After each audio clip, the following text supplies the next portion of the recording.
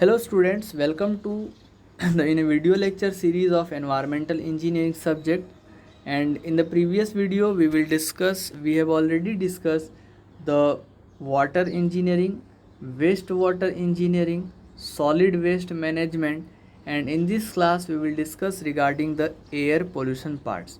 So air pollution, noise pollution are very important part of the environment engineering subject. So if you have not watched the previous video, go in the playlist and watch that video and give your specific feedback regarding the video and what type of video you want. You just comment me. I will try to make video on that topic. Okay, let's start the air pollutions from the questions number 1. Which of the following gases is responsible for the acid rain? इसमें से कौन सा gas जो है वो acid rain के लिए responsible है?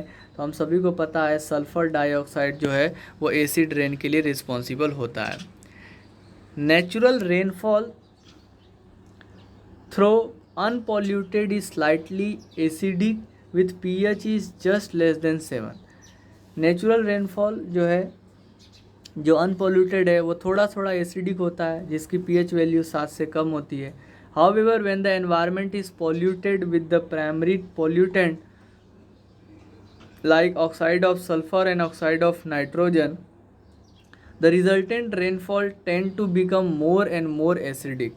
अब environment और ज़्यादा polluted है तो जो रेनफॉल गिरेगा वो ऑलरेडी थोड़ा बहुत स्लाइटली उसका pH 7 से कम ही था, और भी यदि उसका पोल्यूशन हुआ फिर ज़्यादा एसिडिक बनेगा with increasing the concentration of this pollutant. जैसे जैसे सल्फ़र डाइऑक्साइड, नाइट्रोजन डाइऑक्साइड बढ़ेंगे, सल्फ़र के ऑक्साइड और नाइट्रोजन के ऑक्साइड बढ़ेंगे तो और ये जो एसिडिक होते जाएंगे.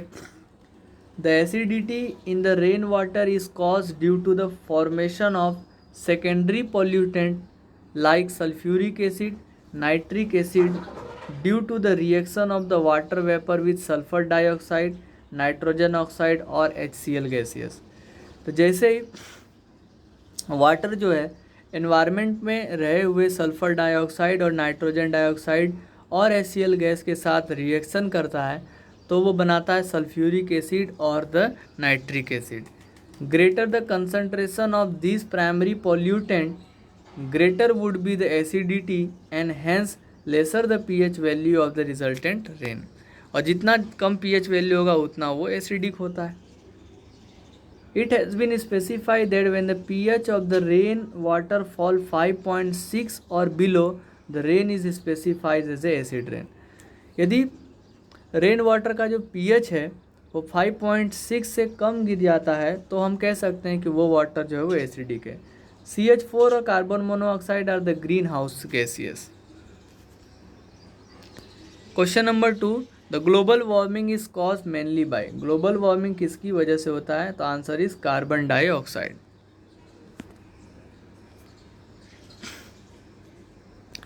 Carbon dioxide is considered to be the major green house gaseous and it is responsible for about 60% of the total greenhouse effect caused by all other greenhouse gases.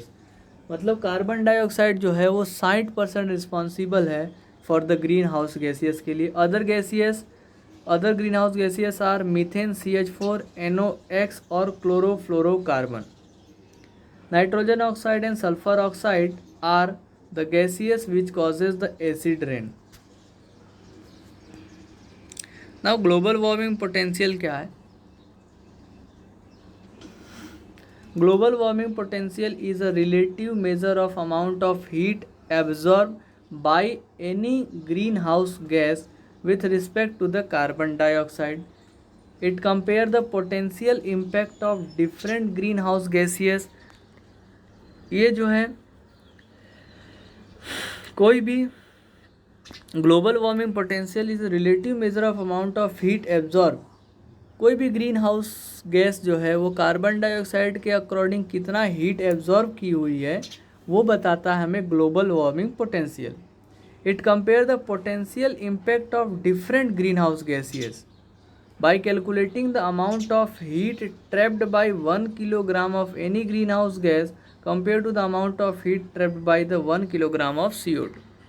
कोई भी गैस जो है green house gas, 1 kilogram green house gas कितना heat absorb की है as compare to 1 kilogram of carbon dioxide. GWP depend upon the following. Global warming potential following factor के ऊपर depend करता है. पहला है absorption of infrared radiation by a given green house gaseous, absorption band wavelength of the gas, atmospheric lifeline of the gaseous. So you can see this table. Question number next. Greenhouse gas effect of CO2 is. Greenhouse gas effect of CO2 is. Answer is A. Permitting outlet solar radiation to reach the ground but preventing terrestrial radiation from the ground into the space. Green house effect मतलब क्या है कि जो solar radiation है वो ground पे तो आ रही है, लेकिन यहाँ से जो रेडिएशन जा रही है वो नहीं जा पा रही है. So that atmospheric temperature is going to be increases, and when the temperature of atmosphere is increases, that causes the greenhouse effect. Earth receive energy from the sun in form of the ultraviolet, visible and infrared radiation. About 26% of incoming solar energy is reflected to the space by the atmosphere and the cloud, and the 19% is absorbed by the atmosphere and the clouds. अब देखिए ध्यान से कि 26% जो solar energy है वो reflect करके space में चली जाती है और 19% जो है एब्जॉर्ब जाती है. Most of the remaining energy is absorb at the surface of the अर्थ. और बहुत सारी एनर्जी जो है अर्थ के सरफेस पे एब्जॉर्ब जाती है because of the earth surface is colder than the sun. Sun से हमारा अर्थ सरफेस जो है वो कोल्ड है. It radiates and at the wavelength and are much longer than the wavelength that can be absorb. The most of this thermal radiation is absorb by the atmosphere and warm it. और बहुत सारा जो radiation है वो atmosphere के द्वारा absorb कर लिया जाता है और वो एटमॉस्फेयर धीरे धीरे क्या होता है, वार्म होने लगेगा, गर्म होता है. The atmosphere also gain heat bye sensible and the latent heat fixtures from the surface. Atmosphere radiate energy both upward and the downward. The part radiated downward is absorb by the surface of the earth. This lead to be the higher equilibrium temperature than if the temperature were absent.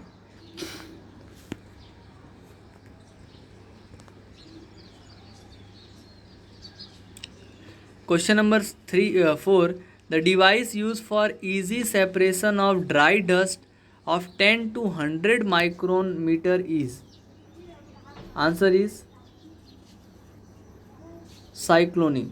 कौन सा device जो है वो 10 से 100 micrometre size के particle को remove करता है, that is cyclonic. Cyclone collector. A cyclonic collector consist of cylindrical shell, conical base, dust hopper and an inlet where the dust laden gaseous enter tangentially. Cyclone collector के अंदर एक cylinder का cell होता है, conical का base होता है और हॉपर होता है और एक इनलेट होता है जहाँ से डस्ट जो है वो एंट्री करती है. Cyclone collector is close chamber in which inlet velocity of the gas smoke is transferred into the spinning vortex with the help of to throw out the particle under the generated centrifugal force. अब उसके अंदर centrifugal force का process होगा. The particle then slide down the chamber wall into the hopper from where they come out. Chamber wall के नज़दीक में जो particles होंगे वो नीचे बैठ जाएंगे और वहाँ से हम जो है उसको रिमूव कर सकते हैं. द ऑपरेटिंग और separating efficiency of cyclonic depend on the magnitude of centrifugal force exerted on the particle.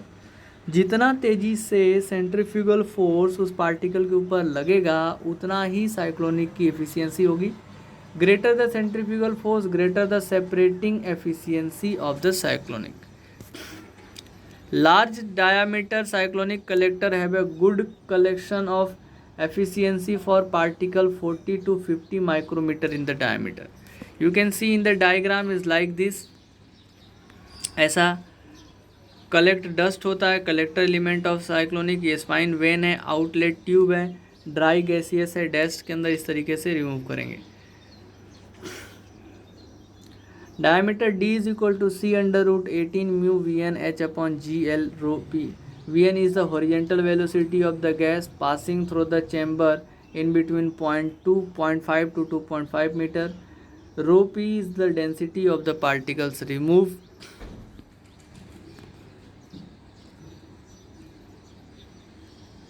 Method of the removal particulate matter. तो पहला है gravitational settling chamber. Gravitational settling chamber, size remove greater than 50 micron, simple to design and maintain, has a low collection efficiency, require large space for installation and the low process loss. तो particulate matter को remove करने के लिए यहाँ पे कुछ process है। पहला है ग्रेविटेशनल सेटलिंग चैम्बर, जिसके अंदर हम लोग only large size particles are separated which is greater than 50 micron. Cyclone separator में large diameter cyclone efficient for 40 to 50 micron metre, small diameter cyclone less than 23 efficient of 15 to 20 micrometre for the particle size 5 to 10%। Removal efficiency जो है इसकी 90% होती है।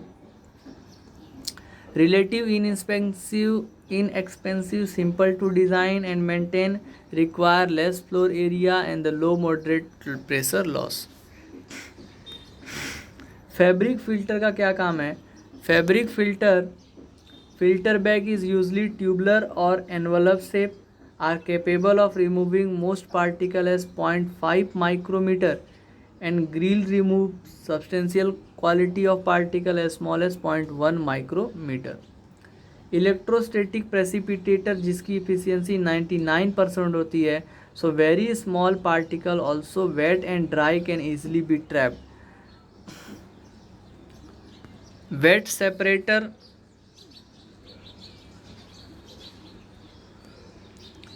wet scrubber is a Venturi scrubber, sprays tower and the wet cyclone scrubber. Most efficient for removing particulate matter in size is 0.5 to 5 micrometer. Gaseous and particle accumulator are removed 100% efficient for 100 mm and 19 to 98% for 50 to 5 to 50 micrometer.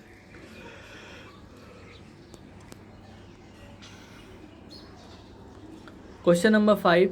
Pollutant standard index PSI value in between 101 to 199 denotes the air quality as unhealthy.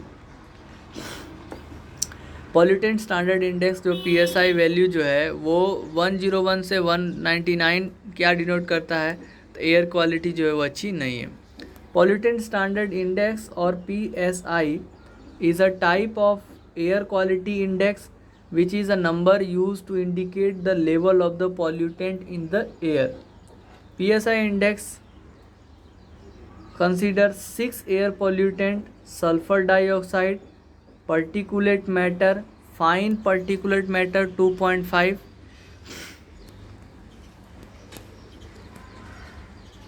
nitrogen oxide N2, carbon monoxide CO and the ozone. PSI is reported as a number in the scale of 0 to 500.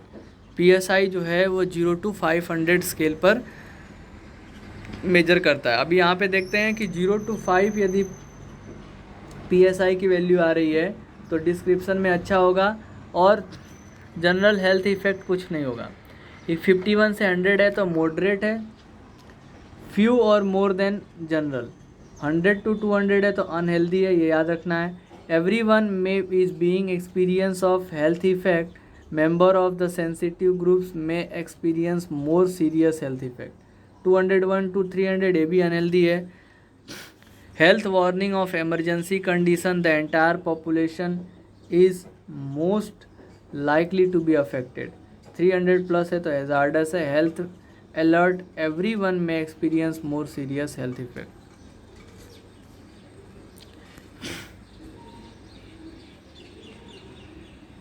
National air quality index AQI used in India. AQI used in India as one number, one color, one description for the common man to judge the air quality within its this vicinity. Currently air quality is assessed by measuring, आज के समय air quality जो है major हो रहा है by measuring 8 pollutant in the atmosphere, particulate matter 10 pmt, particulate matter 2.5, nitrogen oxide, sulphur dioxide, carbon monoxide, ozone and ammonia. इन सभी से एयर क्वालिटी इंडेक्स जो है वो चेक होता है। According the quality of air is categorise in the region namely good, satisfactory, moderately, polluted, poor, very poor and severe.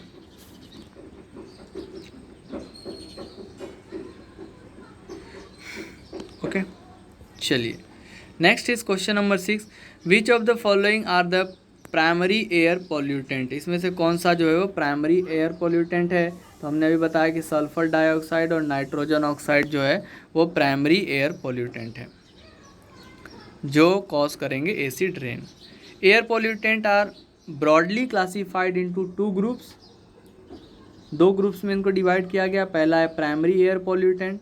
Primary air pollutant are those emitted directly from indefinite sources. Indefinite sources मतलब कहीं से भी आ सकते हैं। Example of primary air pollutant are fine particles less than 100 micron, coarse particle greater than 100 micron, sulphur compound, nitrogen और oxides compound, oxides of nitrogen compound,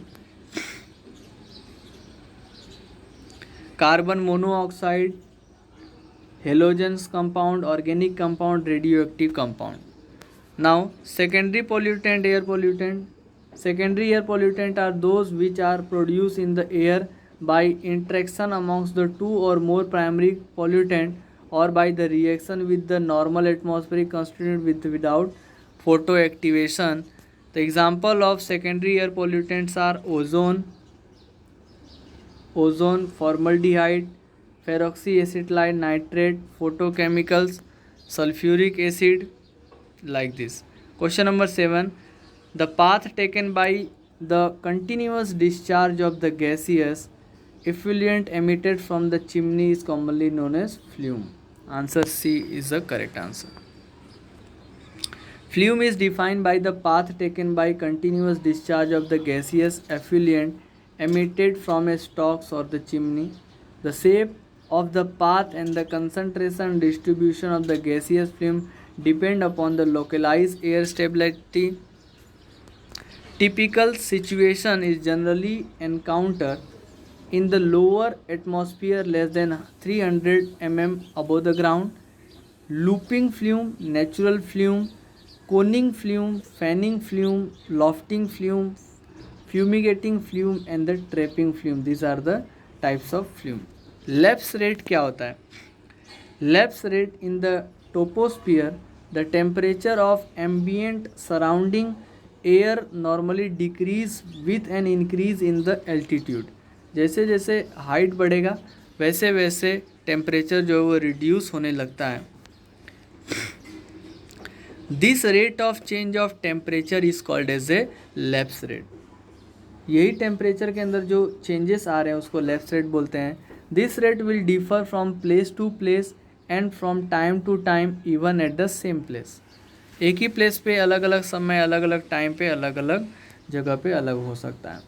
hence the prevailing lapse rate at a particular time and particular place, which can be determined by spending up a balloon equipped with the thermometer and self recording mechanism, is known as prevailing lapse rate or ambient lapse rate or environment lapse rate, ELR.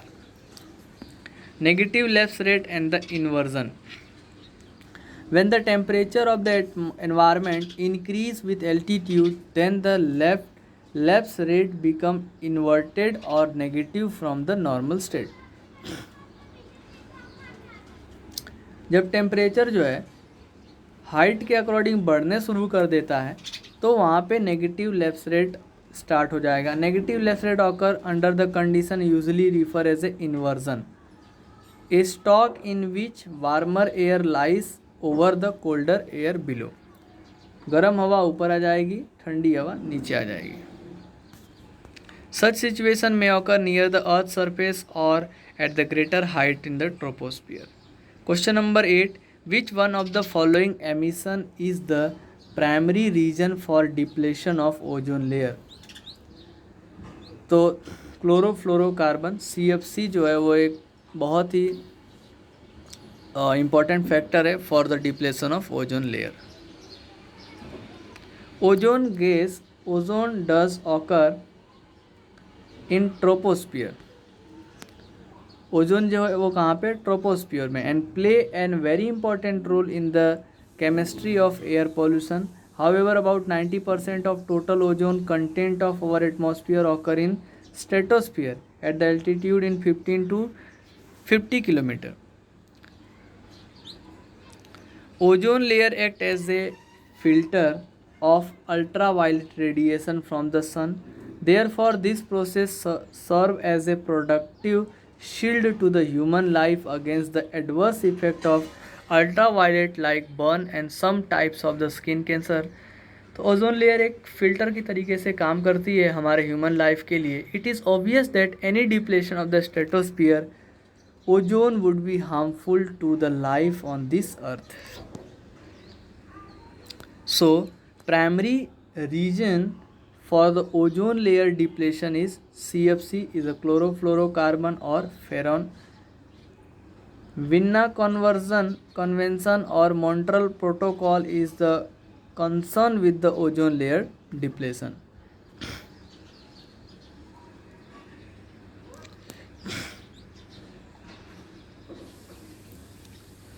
Question number 9, which of the following is responsible for depletion of ozone layer in the upper atmosphere? That is chlorofluorocarbon. वापस से repeat हो गया.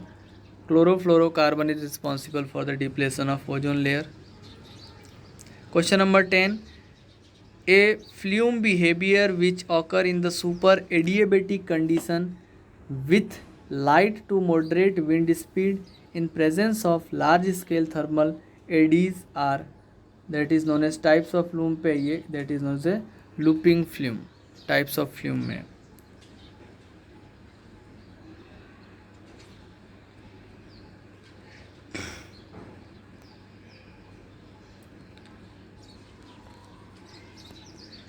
Next is question number 11. From amongst the different pollutant listed causes air pollution, identify the secondary pollutant. तो हमें पता है sulphuric acid जो है वो सेकेंडरी पोल्यूटेंट है.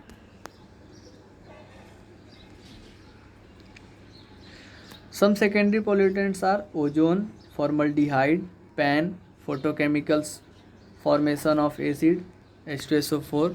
These are all the secondary pollutants. So in this way we have completed the chapter of air pollution.